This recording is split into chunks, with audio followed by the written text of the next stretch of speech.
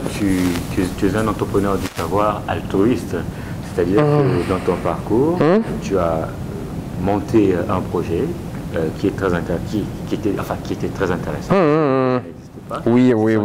Persévérance scolaire. Est-ce que tu peux nous en dire un mot? Oui, effectivement, je vous cacherai pas que, dans le fond, mon parcours un peu atypique lors de mon secondaire, là, ça m'a profondément touché. Moi, j'ai eu de la chance de pouvoir passer au travers de ça.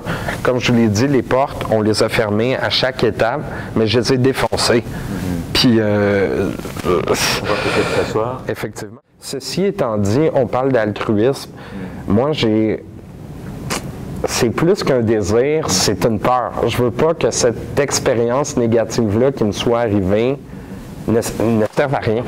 Finalement, je veux utiliser ça comme levier pour inspirer les autres personnes qui sont dans des situations similaires. Pour moi, c'est plus c'est un devoir, c'est une passion, mais je me sens redevable envers la société. Là.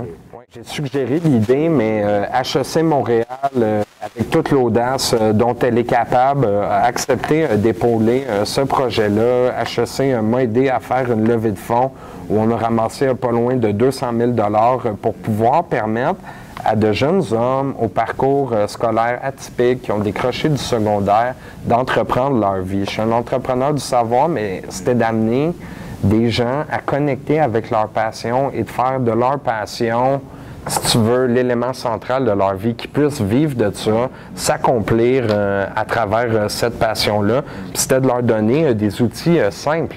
Des outils simples. On parle d'une formation, certificat, on parle de mentors, de gens qui ont vécu des situations similaires. Donc, tu sais, il n'y avait rien d'exceptionnel là-dedans, mais c'était vraiment dans tous les petits détails qu'on a réussi à monter. D'ailleurs, je remercie beaucoup les Carrefour Jeunesse Emploi qui ont embarqué dans le projet. Sans eux, ce projet-là ne serait resté qu'une idée et n'aurait pas permis d'aider certaines personnes. Si je me trompe, personne sur un an qui ont bénéficié des bourses, avoir toute la volonté du monde, toute la passion du monde, il faut qu'il y ait un marché pour ça, puis que le marché soit prêt pour notre offre. Si je ramène ça dans un parallèle un peu entrepreneurial, c'est ce que je retiens de l'échec de ce projet-là. Parce que pour moi, je l'ai vraiment vécu comme un échec. Puis comme tu le dis, ça a été une réussite, là. On les a aidés, ces gens-là, mais pour moi, c'était pas suffisant. Il restait des gens à aider. Il y avait encore du potentiel dans le projet. J'abandonne pas l'idée loin de là.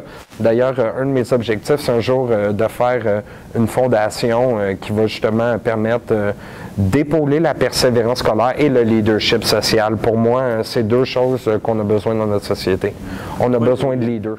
Parce que je pense que souvent, les gens qui décrochent, c'est loin d'être des idiots. On essaie des fois de les décrire comme ça, des gens un peu anormaux, mais ces gens-là ont le pouvoir d'inspirer les autres. Ils ont le pouvoir de porter un regard différent sur la situation. Et pour moi, c'est ça le leadership social. Le leadership social, c'est pas d'avoir des bonnes notes, c'est pas de s'impliquer, c'est de vouloir changer les choses. Pour moi, c'est ça le fondement du leadership social. Et je crois, comme tu l'as dit, comme on l'a mentionné tout à l'heure, dans le rôle de la marginalité. Et c'est pour ça que je vois décrochage scolaire et leadership social comme les deux faces d'une même médaille.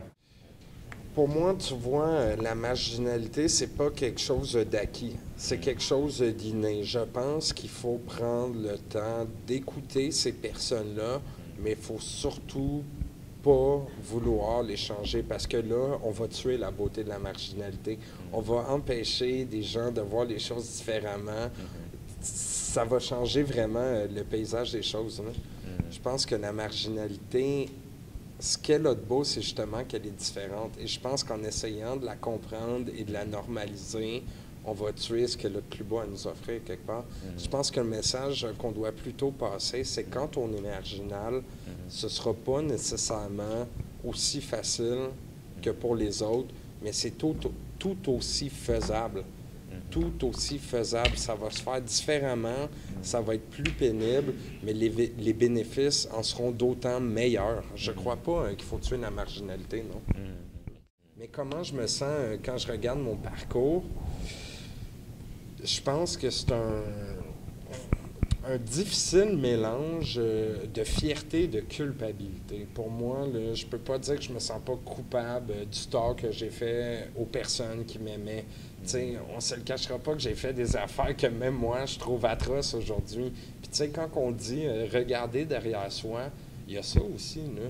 Il y a toute la lourdeur des gestes qu'on peut avoir pesés. Oui, il y a un levier d'apprentissage. Ça permet de mieux apprécier où on est aujourd'hui.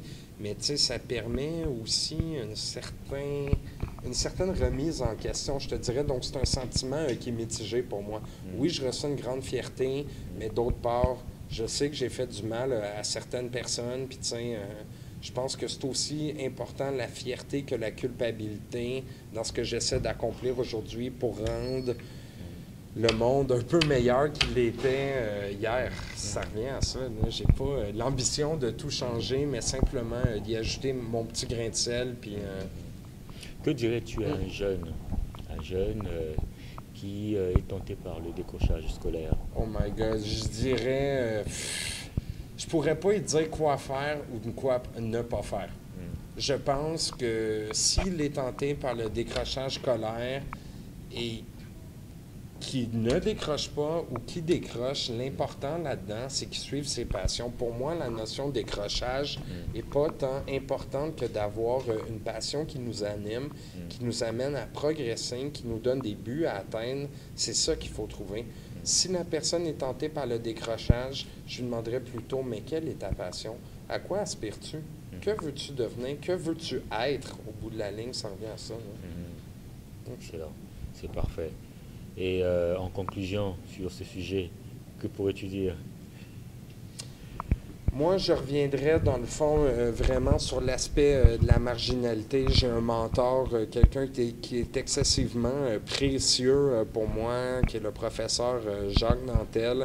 Puis tu sais, oui, il y a eu mes parents, il y a eu ma famille, il y a eu mes amis, mais cet homme-là m'a vraiment amené à comprendre, dans le fond, ce que la marginalité pouvait avoir de quoi de plus beau.